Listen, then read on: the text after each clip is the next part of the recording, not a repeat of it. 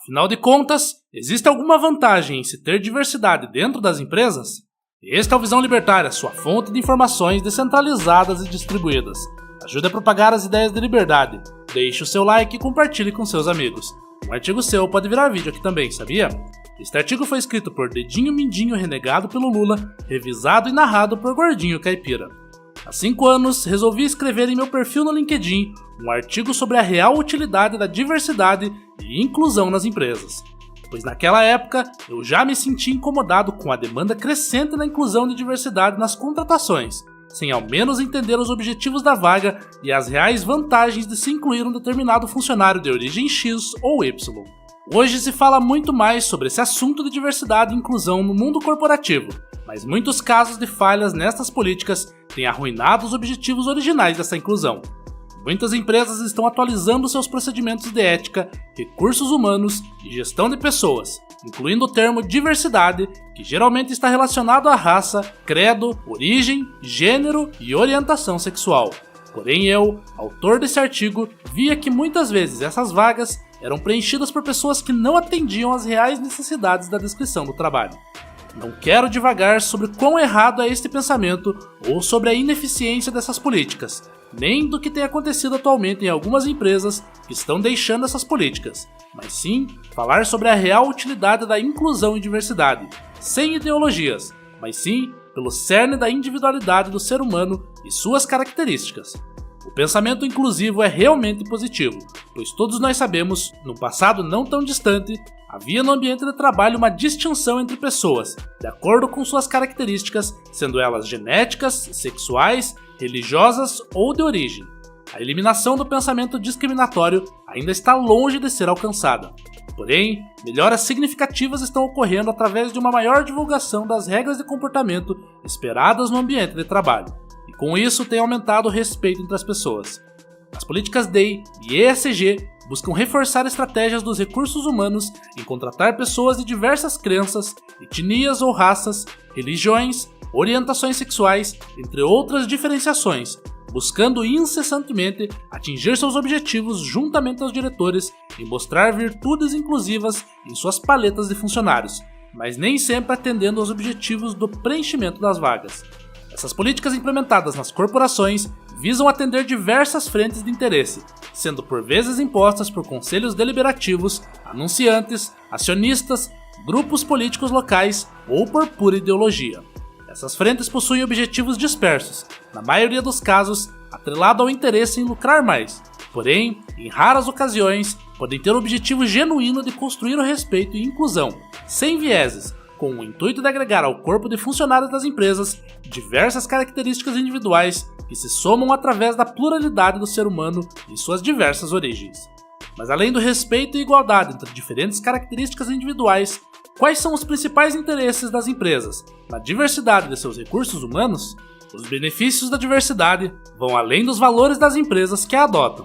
Um quadro de funcionários, um time de projetos ou um brainstorm feito com pessoas de diferentes características tende a ser muito mais eficaz na resolução de problemas, desenvolvimento de soluções e identificação de oportunidades, pois a pluralidade de pensamento pode agregar na resolução de problemas ou no enriquecimento de um projeto a ser desenvolvido por um time.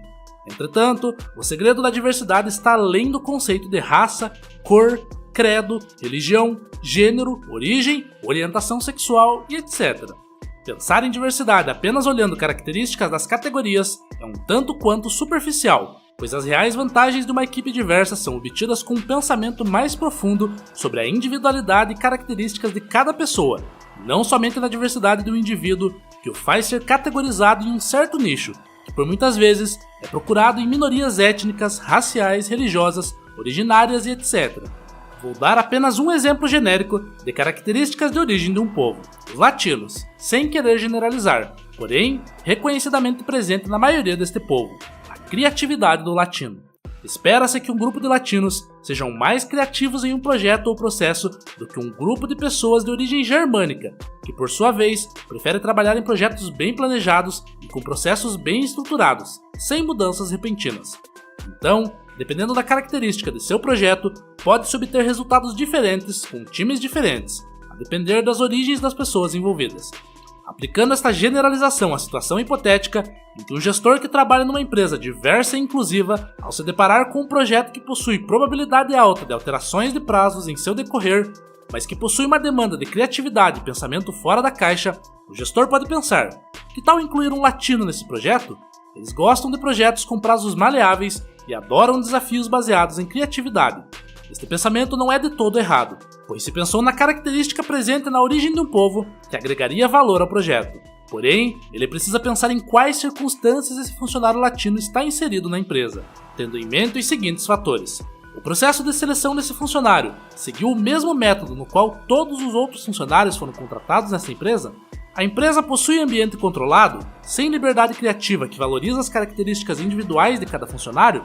Os processos de gestão do projeto engessam a possibilidade de se pensar em uma solução fora da caixa? Se a resposta for sim para uma dessas perguntas, talvez esse tal funcionário latino contratado tenha as mesmas características de qualquer outro no corpo de funcionários desse gestor. Sua possível característica que poderia cooperar para o sucesso do projeto talvez não seja efetiva, ou até inexistente, pois ele foi escolhido em um processo seletivo que não elencou as características que se esperavam de um latino criativo.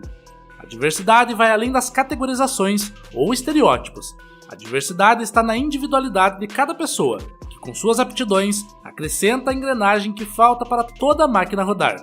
Se a empresa quer possuir uma equipe onde a diversidade é presente e usufruir de todo o seu potencial, são necessárias algumas ações para extrair tais benefícios. A individualidade e características do indivíduo estão além de suas origens e orientações. Devem ser buscadas profundamente durante o processo seletivo, evidenciando ao candidato a necessidade dessas características, não somente olhando a paleta de cor de pele do candidato, ou sua religião, ou qual a letra LGBTQIA+ ele pertence.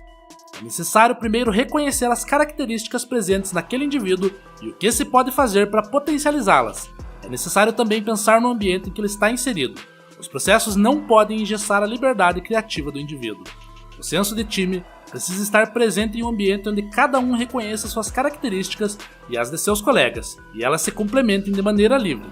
Se os demais colaboradores que pertencem a esse time não reconhecerem as características complementares desse novo indivíduo, os benefícios delas poderão ser podados. Se o processo seletivo da empresa simplesmente atraiu um candidato porque se crê que a origem ou etnia daquele candidato possui a característica do requisito da vaga, isso pode ser um grave erro. Pode-se encontrar muitos latinos que possuem características frias, de um germânico, ou um candidato austríaco tão criativo quanto o artista austríaco Friedenreich Hundertwasser.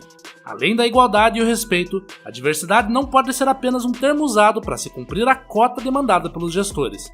Tem de ser efetiva e útil para que não seja apenas mais uma forma de discriminar o que já está discriminado. As características necessárias para se preencher requisitos de uma vaga precisam ser identificadas em indivíduos diversos, sem estereótipos. A pintura de um quadro não requer apenas uma paleta completa de cores, mas também os tipos de tintas necessários para o propósito da obra. Obrigado pela audiência. Este é um canal colaborativo. Participe você também. Cadastre-se agora mesmo no nosso site visãolibertaria.com e envie os seus artigos por lá. Os colaboradores recebem recompensas em Bitcoin. Inscreva-se no canal e clique no botão da campainha para ser avisado de novos vídeos. Até a próxima!